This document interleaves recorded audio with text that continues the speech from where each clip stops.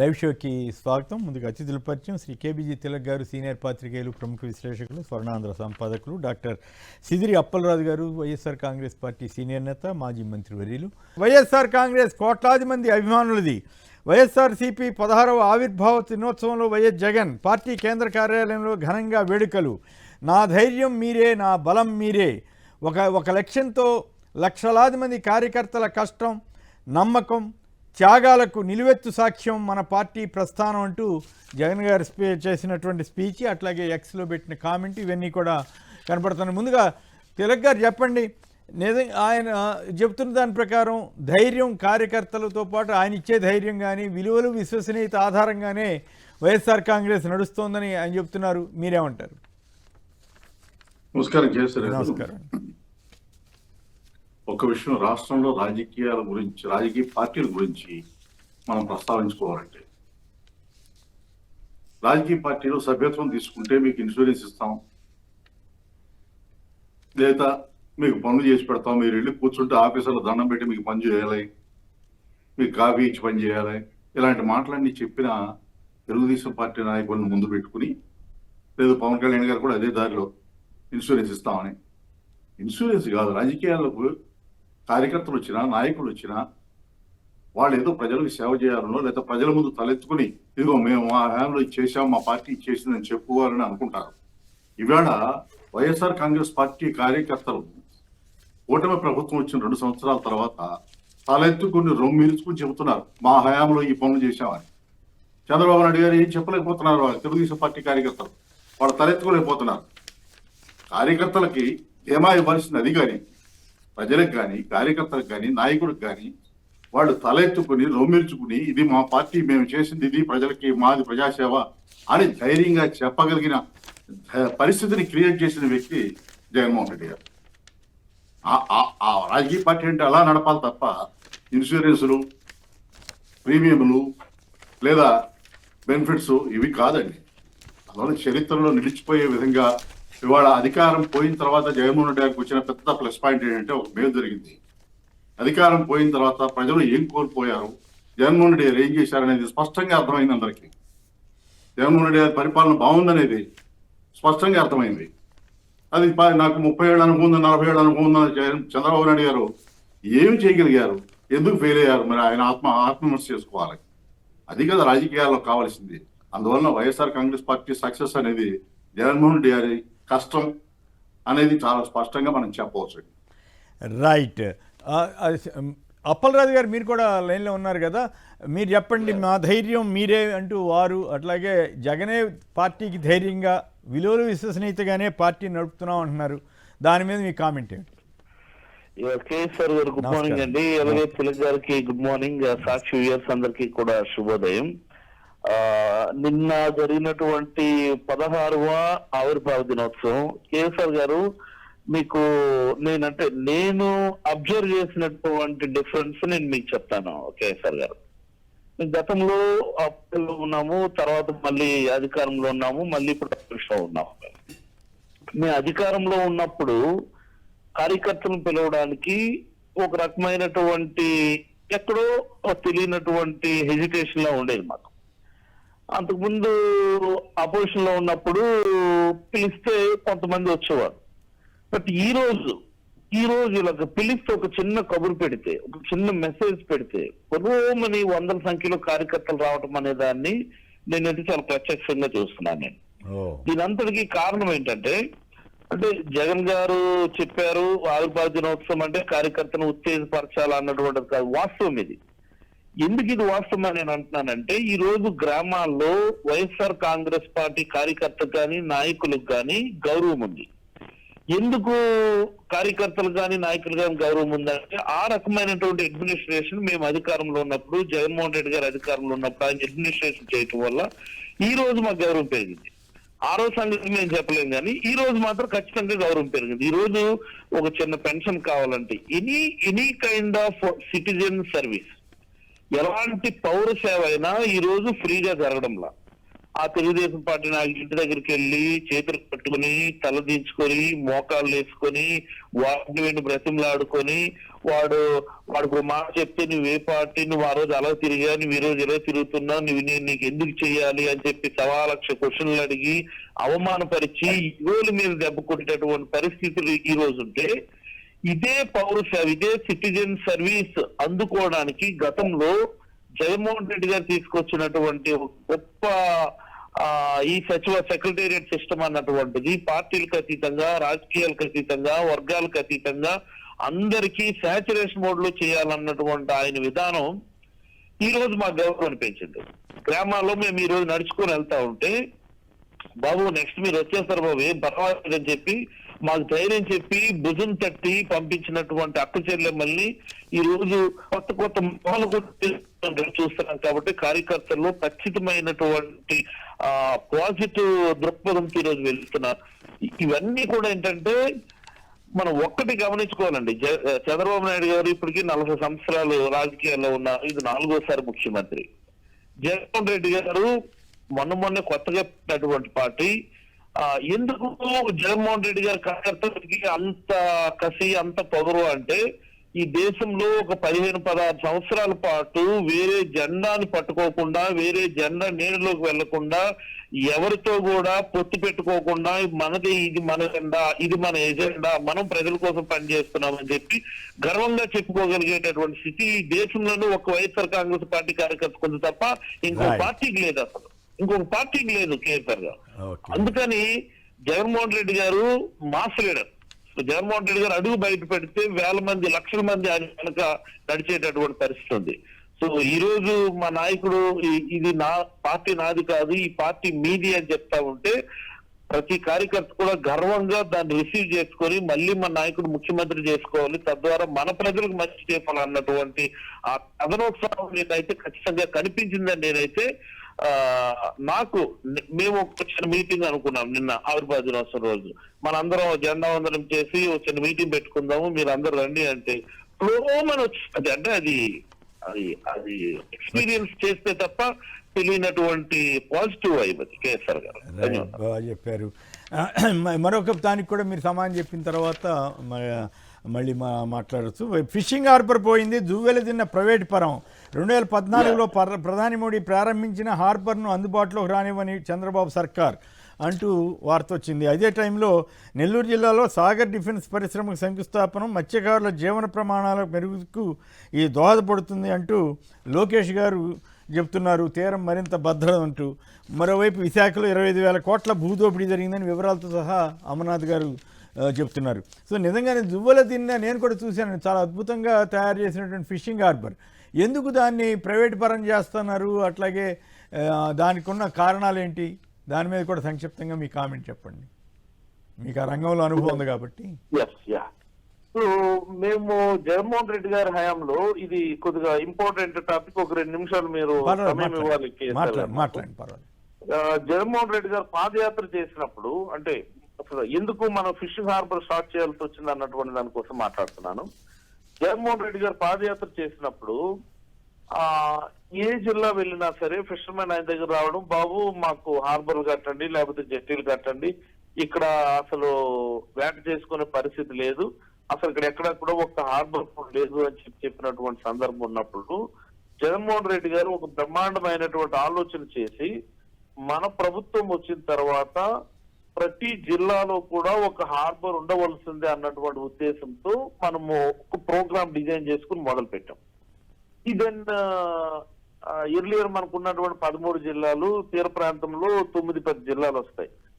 తీర ప్రాంతంలో 8-9 జిల్లాలు వస్తాయి మనకు. అప్పుడు ఆ రకంగా తీసుకుని ప్రతి జిల్లాలో ఒక హార్బర్ అని చెప్పి మన శ్రీకాకుళం జిల్లాలో బుడగట్లపాలెం దగ్గర, విజయనగరం జిల్లా చింతపల్లి దగ్గర, విశాఖపట్నం ఎగ్జిస్టింగ్ ఉన్నటువంటి హార్బర్ కి మోడర్నైజేషన్ కోసం ఒక 150 కోట్లు ఇచ్చి, అలాగనే ఎర్లియర్ విశాఖపట్నం జిల్లాలో పూడిమడక దగ్గర ఒక హార్బర్ ఇచ్చాం, ఈస్ట్ గోదావరి జిల్లాలో ఉప్పాడ దగ్గర హార్బర్ ఇచ్చాం, వెస్ట్ గోదావరి జిల్లాలో బియ్యపుతిప్పు దగ్గర హార్బర్ ఇచ్చాం.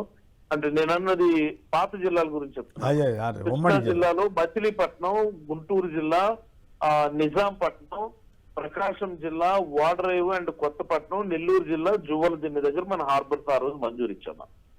అవుట్ ఆఫ్ దీస్ ఏంటంటే జువ్వలదిన్నె అన్నటువంటిది కొద్దిగా ఫాస్ట్ పేస్ లో గవర్నమెంట్ ఆఫ్ ఇండియా దీనికి సంబంధించి కొద్దిగా మనకి బాగా సపోర్ట్ చేసింది. ఆ టైంలో వెంటనే చాలా ఫాస్ట్ పేస్ లో ఫినిష్ చేసి మన హయాంలోనే 90% వర్క్స్ కంప్లీట్ చేసి మన దాని ప్రారంభోత్సవానికి అని చెప్పి ఆనరబుల్ సీఎం గారితో కూడా ఆ రోజు ఒక డేట్ పెట్టుకొని సంభవం ఎందుకనో అది మరి మేము ప్రారంభించలేకపోయినాము. మేము ప్రారంభించకపోయినా గవర్నమెంట్ వచ్చినటువంటి 1 or 2 months లోనే ఆనరబుల్ ప్రైమ్ మినిస్టర్ గారు దాన్ని ప్రారంభించారు. మనం ఈ హార్బర్లని మొదలు పెట్టినప్పుడే, ఇట్స్ మోస్ట్ ఇంపార్టెంట్ కేఎస్ఆర్ గారు, ఈ హార్బర్లు అన్నటువంటి వాటిని మనం మొదలు పెట్టినప్పుడే అవసరమైతే ఒక చిన్నపాటి బెర్త్ కట్టుకోవడానికి వీలుగా ఉండాలి. హార్బర్స్ చిన్నపాటి బెర్త్ కట్టుకోవడానికి అంటే ఫర్ ఎగ్జాంపుల్ ఇక్కడ మాకు శ్రీకాకుళం జిల్లా ఉంది, బుడగట్లపాలెం దగ్గర మేము హార్బర్ ఇచ్చాం, లైక్ వైజ్ మూలపేట దగ్గర పోర్ట్ ఇచ్చాం. ఈ పోర్ట్ లో ఎప్పుడైనా కానీ హ్యాండ్లింగ్ లో డిలేస్ ఉన్నా లేకపోతే ఎక్కువ లోడ్ ఉన్నటువంటి పరిస్థితి ఉన్నప్పుడు అవసరమైతే ఒక స్మాల్ బెర్త్ దీనికి కాంటిగ్యులస్ గా ఉన్నటువంటి హార్బర్ బుడగట్లపాలెం హార్బర్ అవుతుంది. సో బుడగట్లపాలెం హార్బర్ లో ఒక చిన్న బెర్త్ ఉండేట్టుగా చూడండి. తద్వారా చిన్న చిన్న షిప్లకు సంబంధించినటువంటి లోడింగ్ అన్లోడింగ్ హ్యాండ్లింగ్ చేయగలిగేటటువంటి స్థితిలో ఉండాలి అన్నట్టుగా మీరు హార్బర్స్ అన్నిటిని కూడా డిజైన్ చేయండి. మనకు ఉన్నటువంటి ప్యూర్ స్ట్రెంగ్త్ కోస్టల్ రీజన్ మనది, ప్యూర్ స్ట్రెంగ్త్ అది. ఈ కోస్టల్ ఏరియా నెగ్లెక్ట్ చేయడం వల్ల ఇన్ని రోజులు ఆంధ్రప్రదేశ్ వెనకబడిపోయిందని చెప్పారు జగన్మోహన్ రెడ్డి గారు చాలా స్పష్టంగా చెప్పినటువంటి సందర్భం. సో లైక్ వైజ్ మేము జువ్వలదిన్నెని కూడా మేము అలాగనే డిజైన్ చేస్తాం ఆ రోజు.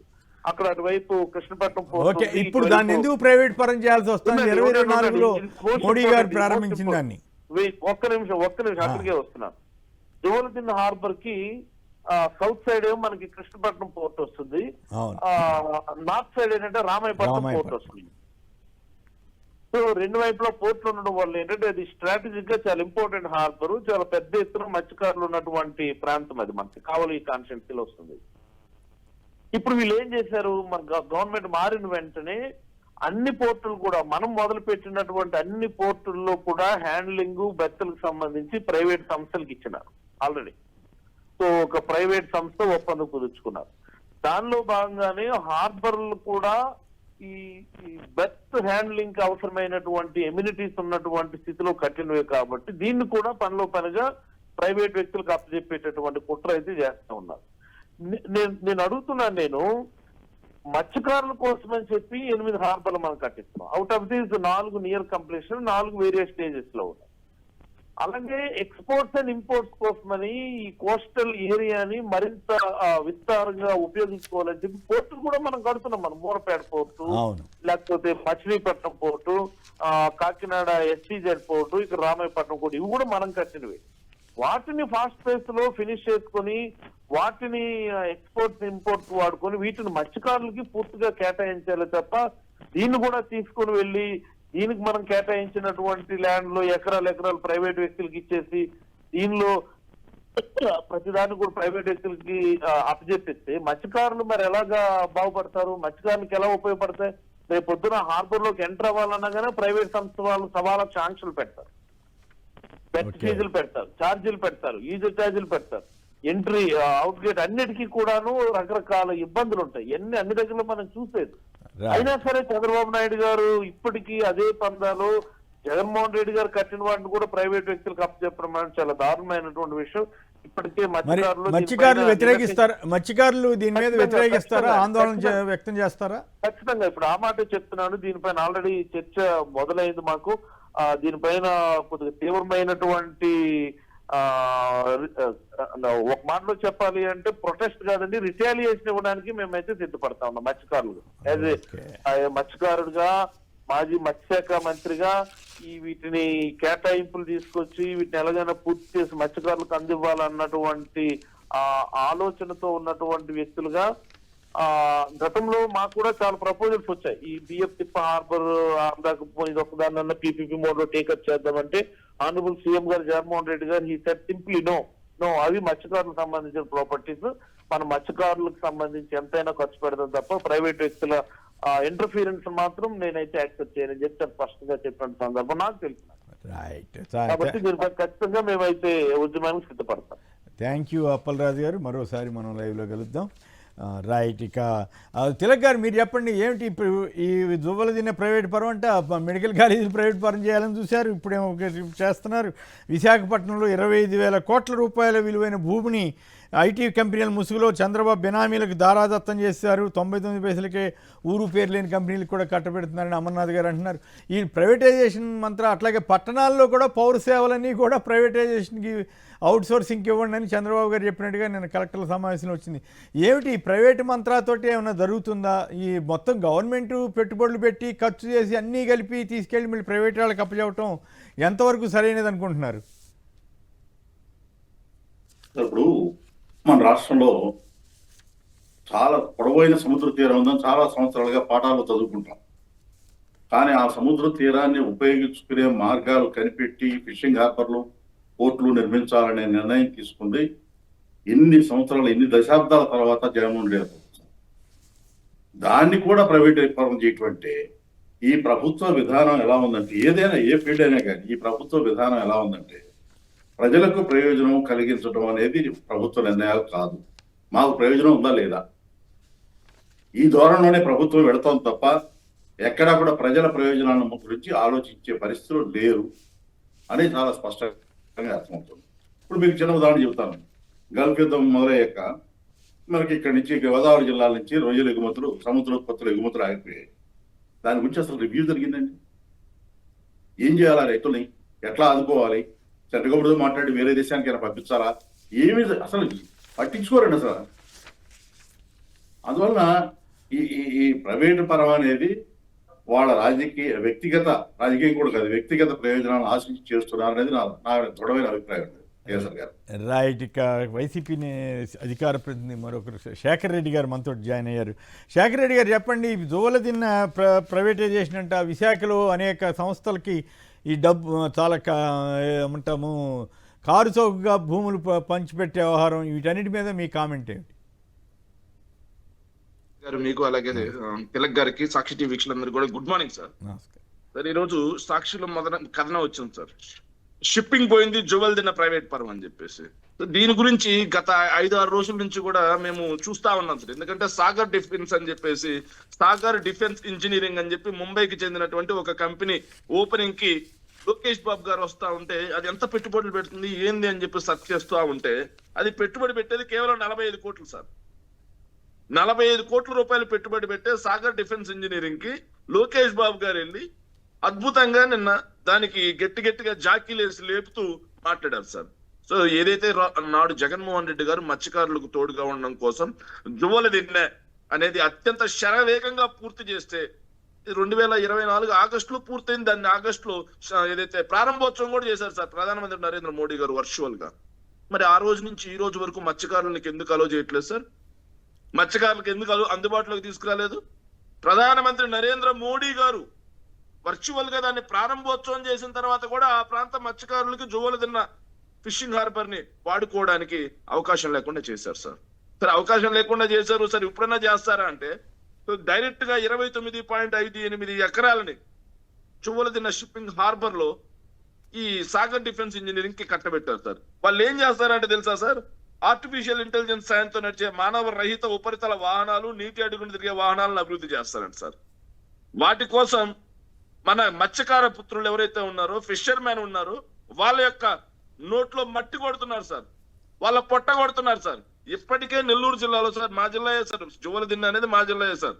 సో నెల్లూరు జిల్లాలో ఇప్పటికే తమిళనాడుకు చెందిన వాళ్ళు పెద్ద బోట్లు వేసుకొని మన మత్స్య సంపద మొత్తం తీసుకుపోతున్నారు. మనకి అలాంటి ఇన్ఫ్రాస్ట్రక్చర్ లేదు అని చెప్పేసి మన మత్స్యకారులు ఇప్పటికే అక్కడెక్కడో మన బంగ్లాదేశ్ లో దొరికారు సార్, ఇంతకుముందు పాకిస్తాన్ లో దొరికారు సార్, గుజరాత్ వెళ్ళి కలకత్తా వెళ్ళి మన మత్స్యకారులు పొట్ట నింపుకున్నటువంటి పరిస్థితి సార్. అవన్నీ ఉండకూడదు.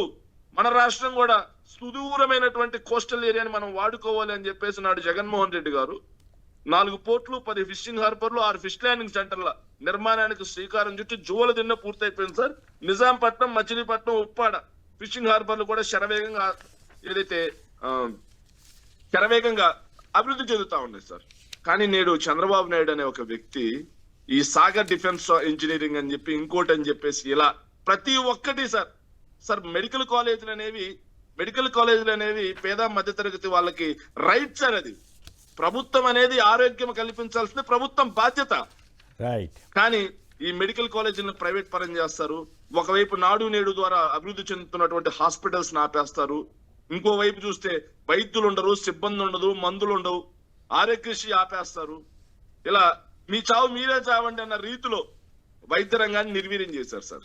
తర్వాత ఈ రోజు ఫిషింగ్ హార్బర్ నిజంగా సార్ జగన్మోహన్ రెడ్డి గారి కల సార్. అది ఎవరైనా అనుకున్నారు సార్? మీరు ఇన్ని సంవత్సరాలు జర్నలిజంలో ఉన్నారు సార్. ఎవరైనా అందరూ మనకు సుదూర తీర ప్రాంతం ఉందని చెప్పి తిలక్ గారు చెప్పినట్టు చెప్పేవాళ్ళే కానీ ఆ సుదూర తీర ప్రాంతాన్ని వాడుకున్నటువంటి వ్యక్తులు ఎవరైనా ఉన్నారా సార్? ఆ కళని నిజం చేసిన వ్యక్తులు ఉన్నారా? కానీ జగన్మోహన్ రెడ్డి గారు చేశారు సార్. దాన్ని ప్రైవేట్ పరం చేస్తా ఉన్నాడంటే మత్స్యకారుల యొక్క ఆగ్రహం ఎలా ఉంటుందో చంద్రబాబు నాయుడు చూస్తారు సార్. ఖచ్చితంగా వైఎస్ఆర్ కాంగ్రెస్ పార్టీ కూడా సార్ ఏదైతే ఈ ఫిషింగ్ హార్బర్లు, పోర్ట్లు వీటిని ప్రైవేట్ పరం చేస్తాం, తన అనునీయులకు పప్పు బెల్లాల కట్టబెడతామంటే మాత్రం చూస్తూ ఊరుకోదని మాత్రం ప్రభుత్వాన్ని హెచ్చరిస్తా ఉన్నాం సార్. రైట్. మరొక అంశంలోకి వెళ్దాం. రైతన్న విశాఖలో విశాఖ సంక్షిప్తంగా దాని గురించి కూడా మాట్లాడండి. మరి వేరే అంశాలు కూడా ఉన్నాయి సార్. విశాఖలో చంద్రబాబు నాయుడు గారు కూటమి ప్రభుత్వం అధికారంలోకి వచ్చిన తర్వాత షాడో ముఖ్యమంత్రి సార్ అసమర్థులను మంత్రిని చేసి, ఐటీ మంత్రిని చేసి ఆయన అడ్డుపెట్టి సార్ ఒక పాలసీ తీసుకొచ్చారు సార్. భూములన్నీ 99 పైసలకే కట్టబెట్టాలి అని చెప్పేసి సార్. గూగుల్ అదే వీళ్ళు అదాని రైడన్ అని చెప్పేసి అదాని కంపెనీ మేము తీసుకొస్తే దాన్ని రైడన్ అని చూపించి వాళ్ళే తీసుకొచ్చినట్టుగా చూపించారు సార్. సో టీసీఎస్ కి ఆ రోజు జగన్మోహన్ రెడ్డి గారే బీజం వేశారు సార్. టీసీఎస్ కాగ్నిజెంట్ ఆల్రెడీ అక్కడ స్టార్ట్ అవుతుంటే దానికి ఆల్రెడీ వర్క్ నడుస్తుంది సార్. కాగ్నిజెంట్ ఆపరేషన్స్ నడుస్తా ఉన్నాయి. కాగ్నిజెంట్ కు ఓన్ గా బిల్డింగ్ కేటాయించారు సార్.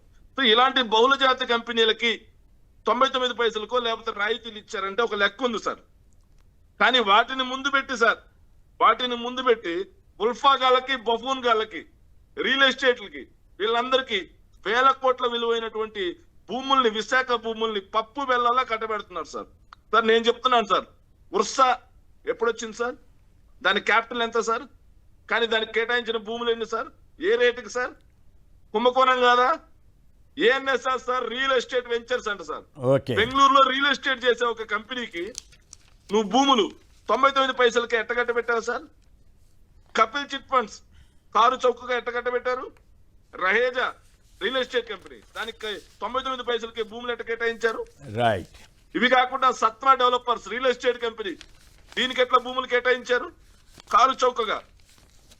ఇలా ఏదైతే గూగుల్, అదే విధంగా ఈ టీసీఎస్, కాగ్నిజెంట్ అని చెప్పి ప్రజలకు ముందు ఓ బొమ్మ చూపించి సార్ వెనకాల తనకు సంబంధించిన వ్యక్తులకి నిన్నగాక మొన్న పెట్టిన కంపెనీకి ₹1 కోటి 50 లక్షల మూలధనం ఉన్నటువంటి కంపెనీలకి ఇలా విచ్చలవిడిగా సార్ 25,000 కోట్ల రూపాయల విలువైనటువంటి విశాఖ భూముల్ని దోచిపెడతా ఉన్నారు సార్. దాని గురించి వైఎస్ఆర్ కాంగ్రెస్ పార్టీ ఎంపీ అయినటువంటి గురుమూర్తి గారి కోర్టుకు వెళ్ళింది. టీసీఎస్ వద్దు, గూగుల్ వద్దు, ఏదైతే కాగ్నిజెంట్ వద్దని చెప్పి వెళ్ళారన్నట్టుగా ఒక దుష్ప్రచారానికి తరలిపారు సార్. నిజంగా ఆయన వెళ్ళింది ఏంటంటే సార్ ఈ పాలసీని అడ్డుపెట్టి ప్రజల ఆస్తి అయినటువంటి వేల కోట్ల రూపాయల విలువైనటువంటి భూముల్ని తన అనునీయులకు కట్టబెడతా ఉన్నారు.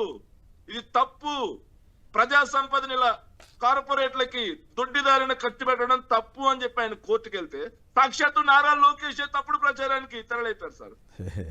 సార్ మీరు బాగా గమనించండి సార్. విశాఖలో భూములు అనగానే అందరూ కామ్గుంటారు సార్. మంత్రులు, ముఖ్యమంత్రులు అందరూ, ముఖ్యమంత్రి దగ్గర నుంచి ఉప ముఖ్యమంత్రి దగ్గర నుంచి మంత్రులు అందరూ కామ్గుంటారు సార్. నారా లోకేష్ గారు మాత్రం ఒక్కరే వచ్చి మాట్లాడతారు సార్.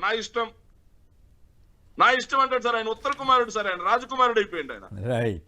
ఆయన యువరాజు అయిపోయినట్టు సార్. మా నాన్నది రాజ్యం కాస్త అప్పుడు రాచరికంలో ఉన్నప్పుడు నా ఇష్టం అనేవాడు సార్ యువరాజు. అట్లా ఈ రాచరికం అనుకున్నాడేమో సార్ ఆ యువరాజు. ఇంకోటి గీతం సార్, ఒక్క విషయంలో మాట్లాడు సరే ఎంత దుర్మార్గం అంటే 5,000 కోట్ల రూపాయల విలువైనటువంటి 54.75 ఎకరాల భూమిని వాళ్ళు కబ్జా చేస్తే గత ప్రభుత్వం కబ్జా కోరల నుంచి విడిపించింది సార్. కానీ ఈ ప్రభుత్వం మీరు కబ్జా చేసుకోండి, ఏం సెంటిమెంట్, ఏం ఫెయిల్యూర్ ఏమి ఇస్తున్నారంట సార్.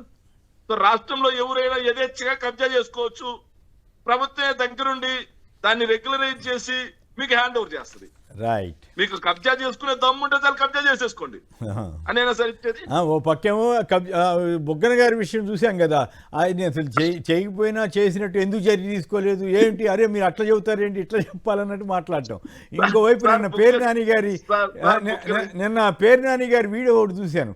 లోకేష్ గారు గుజరాత్లో రూపాయికే ఇచ్చారు, 99 పైసలకే ఇచ్చారని ఆయన ఒక స్టేట్మెంట్ ఇస్తే, ఆయన ఆధార సహితంగా 100 కోట్లు ఖర్చు పెట్టి టాటా సంస్థ సహా అందరూ అక్కడ భూములు కొనుక్కుంటున్న విషయాన్ని ఈయన బయటపెట్టారు.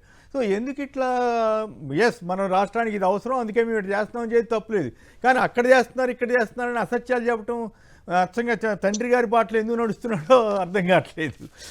మీకు ఒక చిన్న ఉదాహరణ చెప్తాను, కంప్లీట్ చేయండి, వేరే అంశంలోకి వెళ్ళాలి. చిన్న ఉదాహరణ సార్, లులు మాల్ అని ఒకటి వచ్చింది సార్. లులు మాల్ కి అహ్మదాబాద్ గుజరాత్ లో 500 కోట్ల రూపాయలు పెట్టి కొన్నది సార్. అదే విధంగా ఉత్తరప్రదేశ్ లో కూడా కొన్నది సార్, హైదరాబాద్ లో కూడా కొన్నది సార్. అది ఏదైతే లులు మాల్ అనేది ప్రపంచవ్యాప్తంగా తన పెట్టుబడులు పెట్టిన ప్రతి చోట కూడా భూమి లేకపోతే అక్కడ ఉన్నటువంటి స్పేస్ కొన్నది సార్. కానీ మన ఒక ఆంధ్రప్రదేశ్ లో మాత్రమే సార్ అదేంటో చంద్రబాబు నాయుడు గారికి పేటరావు బిల్లిరావు అని చెప్పి ఇంతకుముందు అయ్యింది భర్త భూములు ఉన్నాయి కదా సార్, పేటరావు బిల్లిరావు అని. అట్లాగా అట్లాంటి పేటారావులు బిల్లిరావులు వెనక అధికారం వచ్చిన ప్రతిసారి ఎంతో మంది వస్తా ఉంటారు సార్, వాళ్ళలో లులు కూడా ఒకరు సార్. రైట్, అది నిజమే. అది పోనీ అదేమన్నా పరిశ్రమ అంటే కాదు, మాల్కి ఆల్రెడీ మాల్స్ ఉన్నాయి, చాలా చోట్ల ఉన్నాయి. వాళ్ళు ఎవరికి ఇచ్చారు భూములు, ఎవరికి ఇచ్చారు? సరే ఏం చేస్తాం, అధికారం వాళ్ళ పెత్తనం. అంటే ఒక మాట sir, sir 1 minute okay sir, Chandrababu Naidu గారిని మీరు మొదటి నుంచి గమనించుంటారు, యాజ్ ఎ సీనియర్ జర్నలిస్ట్ గా మీరు గారి తిలక్ గారు గమనించుంటారు సార్. మనకి ఏదైతే చందమామ కథల్లో మోహిని అని చెప్పి ఒక క్యారెక్టర్ ఉంటుంది సార్, మోహినికి రక్తదాహం విపరీతం సార్. కానీ చంద్రబాబు నాయుడు గారు అధికారంలోకి వచ్చిన ప్రతిసారి ఎందుకు వీళ్ళకి రక్తదాహం లాగా భూదాహం పడుతుంది సార్. Right, okay. మన తిలక్ గారు మీరు వాళ్ళ అడ్వర్టైజ్మెంట్ చూసుంటారు కదా, ప్రధానంగా సాక్షి తప్ప మిగతా పేపర్లకు భారీ ఎత్తున అడ్వర్టైజ్మెంట్ ఇచ్చారు కదా. రైతులకు ఇచ్చిన హామీని నిలబెట్టుకున్నాం, అన్నదాత సుఖీభవ, పిఎం కిసాన్, అన్నదాతకు ఏటా 20,000 రూపాయలు, సంవత్సరానికి 8,958 కోట్లు, మొత్తం రాష్ట్రంలోని 46,85,000 మందికి రైతులకి లబ్ధి అంట. 47 లక్షల మందికి ఎందుకు ఇచ్చారంట. 20,000 ఎట్లా వేస్తారు? నిజంగా ఫస్ట్ ఇయర్ ఇచ్చారా, సెకండ్ ఇయర్ ఎంత ఇచ్చారు? అయినప్పుడు కూడా ఇంత ధైర్యంగా ఇట్లాంటి ప్రచార ప్రకటనలు అడ్వర్టైజ్మెంట్లు ఇస్తే జనం రైతులకి మేలు జరుగుతుందా జరగదా? అసలు దీనివల్ల ఏం ప్రయోజనం వీళ్ళకి ప్రచారం తప్ప?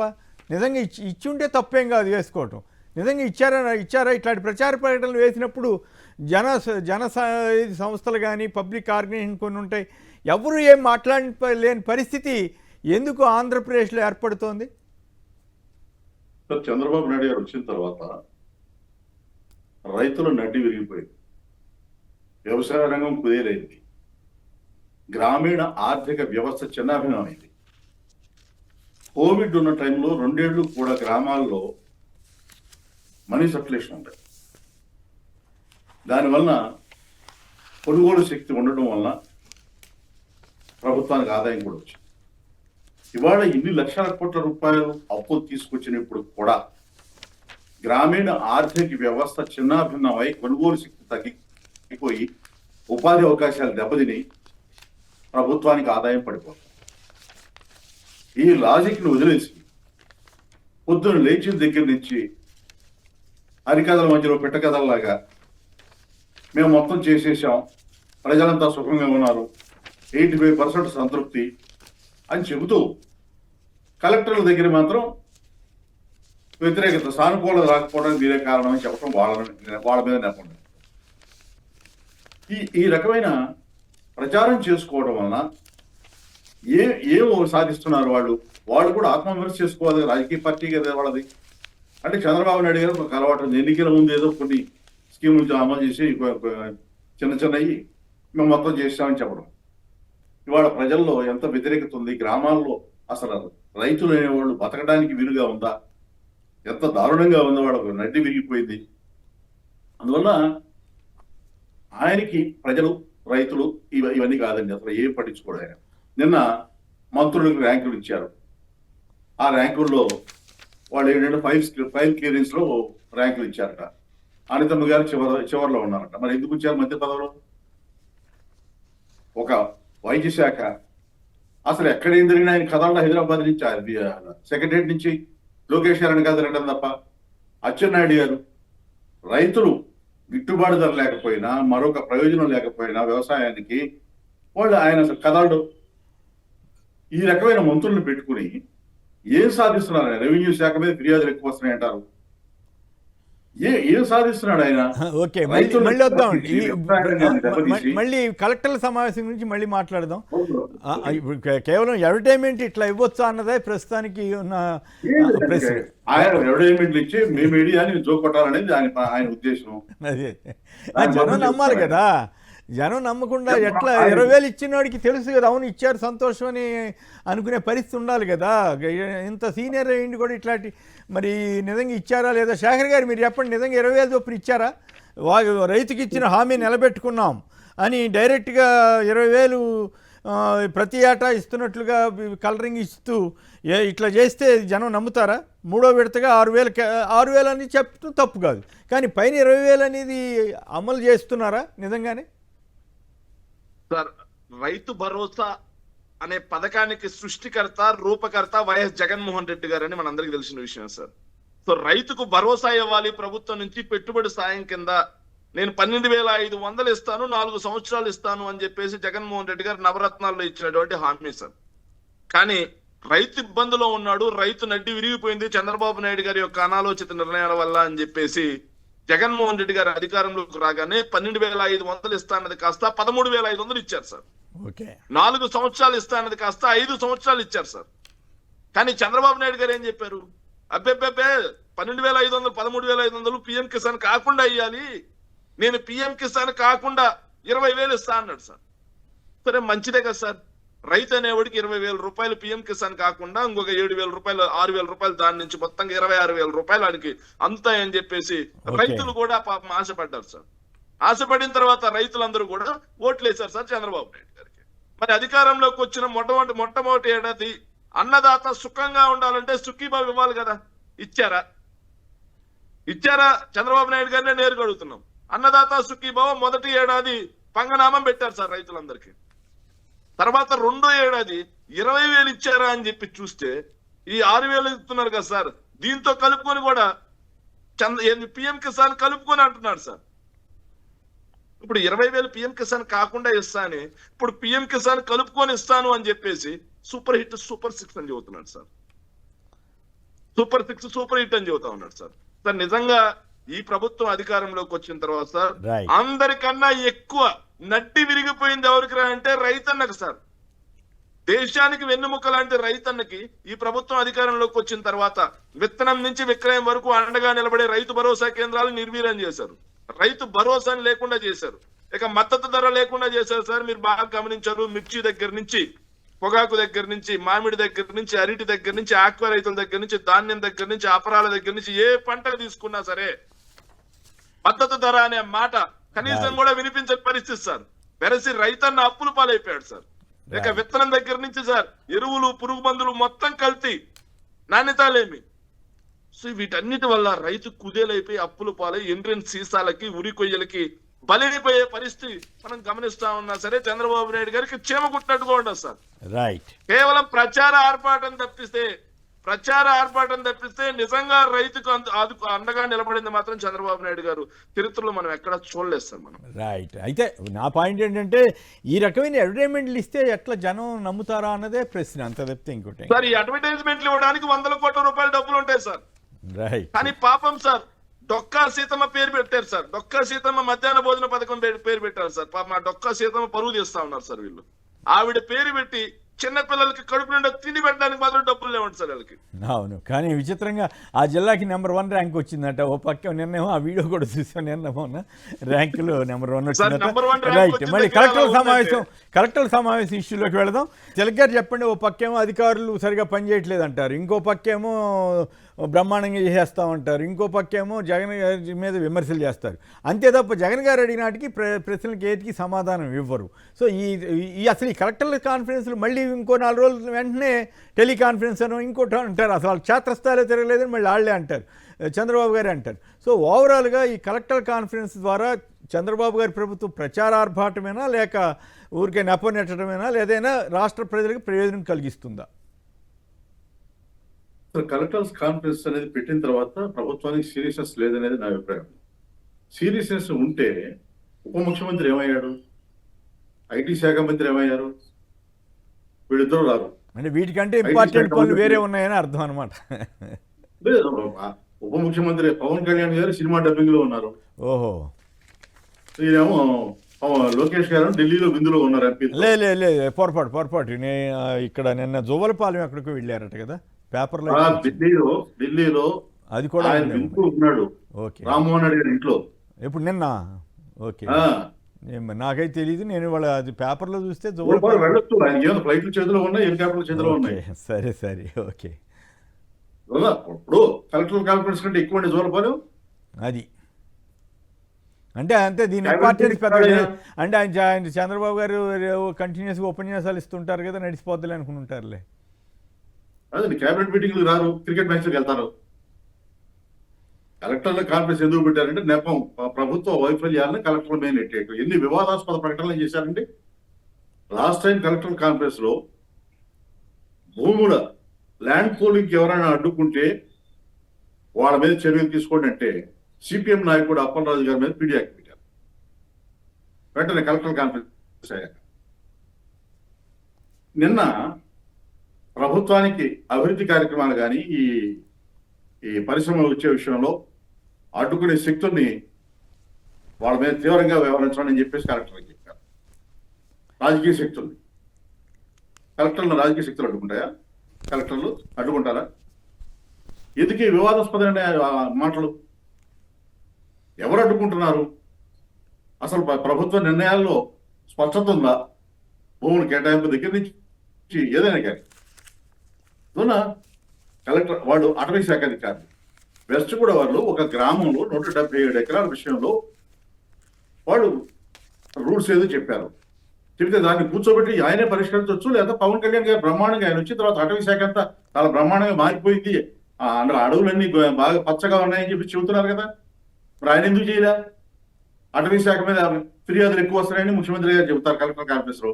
మరి పవన్ కళ్యాణ్ గారు పనిచేయట్లేదని అర్థమా? అక్కడ అటవీ శాఖలో ఆయన బాధ అంతా నాకు అనిపించింది. నిన్న మాటల్లో చివరిలో మాట అన్నారు, మడ అడవులు 1,00,000 ఎకరాల సమస్య పరిష్కారం అయితే పారిశ్రామికవేత్తలకు ఇవ్వడానికి ఇబ్బంది లేకుండా ఉంటుందా అన్నారు. అసలు గొడవ అదేమన్నా అనుమానం. అయ్యో, మడ అడవులు ఎట్లా తీసేస్తారు? అవి పర్యావరణానికి సంబంధించినవి కదా. అదే సార్, ఇప్పుడు ఆయన అనేది వాడు చెప్పేది కూడా, కలెక్టర్లు చెప్పేది కూడా, ఫారెస్ట్ వాడు చెప్పేది కూడా అదే.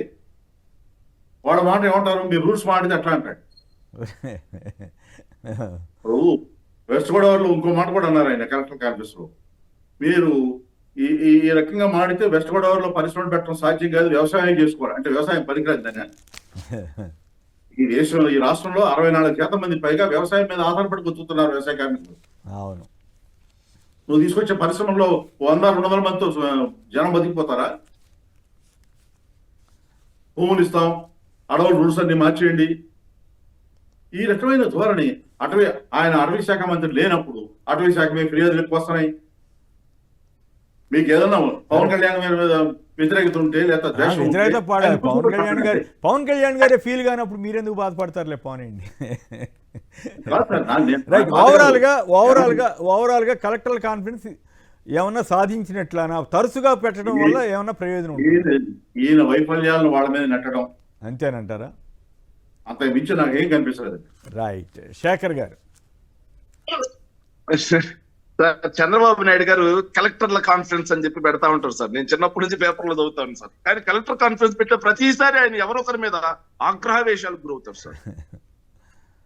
ఎవరొకరిని గట్టిగా మందలిస్తాడు సార్. వార్తల్లో కూడా ఈనాడు పేపర్లో అదే వస్తుంది సార్.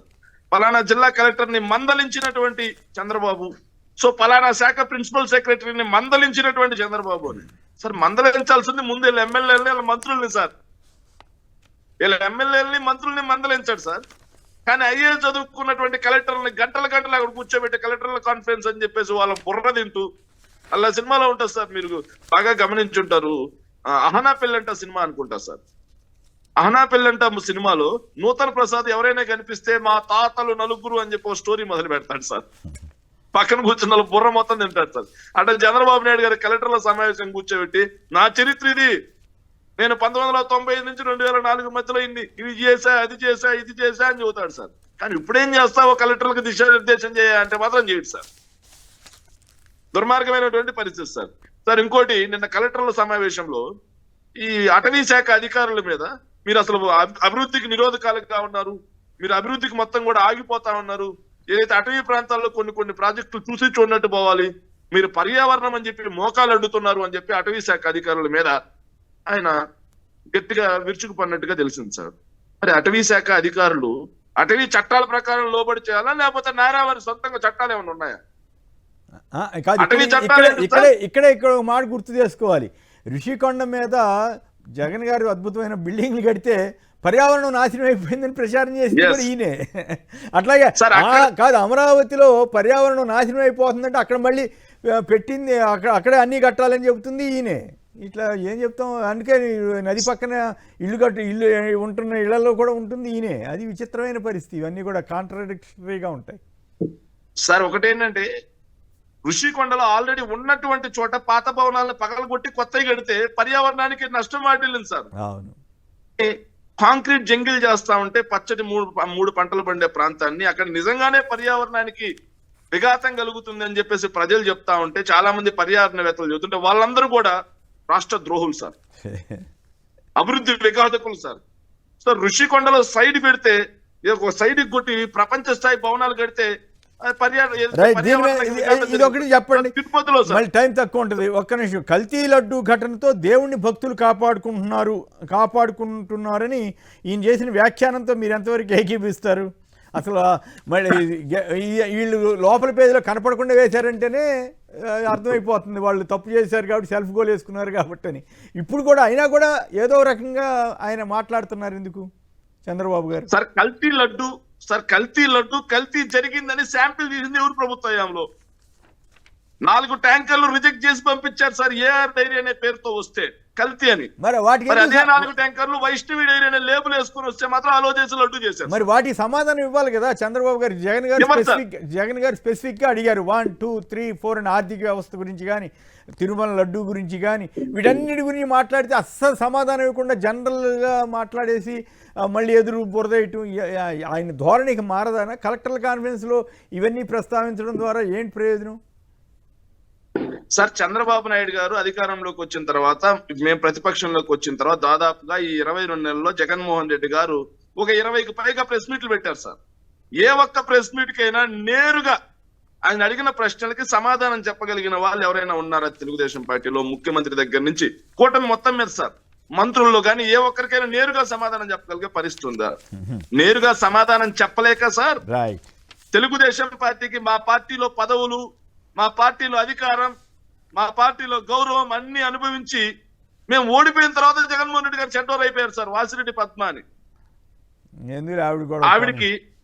ఆవిడ్ని కూర్చోబెట్టి జగన్మోహన్ రెడ్డి గారి మీద వ్యక్తిగతంగా దాడి చేపిస్తారు, వ్యక్తిగతంగా మాట్లాడారు. ఆవిడ అట్లాగే చంద్రబాబు గారిని, లోకేష్ గారిని, పవన్ కళ్యాణ్ గారిని ఏమేమి మాట్లాడారు ఒకసారి ఆవిడ పాత అనేది తిరగేసుకుంటే ఇప్పుడు వెళ్ళి వాళ్ళతోటి ఎట్లా చేస్తున్నారు ఏంటనేది వాళ్ళతో రాజకీయాలు. ఇప్పుడు రాజకీయంగా పాలసీ పరంగా మాట్లాడచ్చు సార్, దాన్ని ఎవరం కాదని పాలసీ పరంగా మాట్లాడితే మేము పాలసీ పరంగా సమాధానం చెబుతాం సార్, కానీ వ్యక్తిగతంగా రైట్. ఇక వారి గురించి మాట్లాడారు. ఒక మాట చెప్పుకోస్తారు, ఒక్క చిన్న మాట చెప్పి ముగిస్తా సార్ ప్లీజ్ సార్. ఒక్క చిన్న సార్, ఎన్టీఆర్ జిల్లాకి నెంబర్ 1 ర్యాంక్ ఇచ్చారు సార్. అవును సార్, ఎన్టీఆర్ జిల్లాలో చీకొండూరు అనే ఒక గ్రామం, ఒక మండలం ఉంటుంది సార్. అక్కడ ఏదైతే మన సంక్షేమ హాస్టల్ సార్, సంక్షేమ హాస్టల్లో పిల్లలకి ఇంతలా ఎలుకలు గరిచాయి సార్, వాళ్ళందరూ హాస్పిటలైజ్ మన మైలవరంలో భోజనం బాగోలేదని అందరూ పారేస్తున్నారు. అందుకే నెంబర్ 1. దారుణం ఏంటంటే సార్, విజయవాడలో సార్ తిలక్ గారికి బాగా తెలుసు సార్, విజయవాడలో రౌడీ షీటర్లు ర్యాలీ చేశారు సార్. అవును, అయినా కూడా శాంతి భద్రతలు బాగున్నాయని చెబుతున్నారు. శాంతి భద్రతలు బాగున్నాయని నెంబర్ 1 ర్యాంక్. నిజంగా గబ్బలే పాయింట్ గుర్తు చేశారు మిత్రులు. రౌడీ షీటర్లు ఊరేగిన ఏకైక ఆంధ్రప్రదేశ్ బహుశా దేశ చరిత్రలోనే ఎప్పుడు ఇట్లా జరిగి ఉండదు. రౌడీ షీటర్లు ఊరేగుతా ఉంటే వాళ్ళు ఎవరు పోలీసులు ఆపలా, భద్రత కూడా కల్పించారో ఏం పాడో మరి. ఫైనల్ గా ఒక మాటలో చెప్పండి తిలక్ గారు, రోడ్డు ప్రమాదాలు నియంత్రించలేకపోతే చెప్పండి నేనే వచ్చి చేస్తానంటారేంటి చంద్రబాబు గారు? ఇటువంటి మాటల వల్ల ఏంటి జనంలో భిన్నమైన భావన ఏర్పడదు ఏంటి ఇట్లా మాట్లాడుతున్నారని? చంద్రబాబు నాయుడు గారు సందుకి వీధికి మద్యం ఇస్తాడు, యాక్సిడెంట్ చేస్తారు. కలెక్టర్లు ఏమో లారీలు నడిపి వాళ్ళు యాక్సిడెంట్లు ఆపాలి. తమాషాగా ఎందుకంటే దుర్మార్గం ఇంకేమైనా ఉంటుందండి. ఇప్పుడు రౌడీ షెడ్యూల్ కూడా ఒక మాట చెప్తానండి. ఇప్పుడు 84% మంది మీద ఎమ్మెల్యేల మీద క్రిమినల్ కేసులు ఉన్న ప్రభుత్వంలో ఇలాగాక ఎలా ఉంటుంది? అంతేనంటారా? రైట్. తిలక్ గారు, శేఖర్ రెడ్డి గారు, సిదిరి అప్పలరాజు గారు అందరూ కూడా ధన్యవాదాలు. ఇది నేటి చర్చా కార్యక్రమం. నమస్కారం.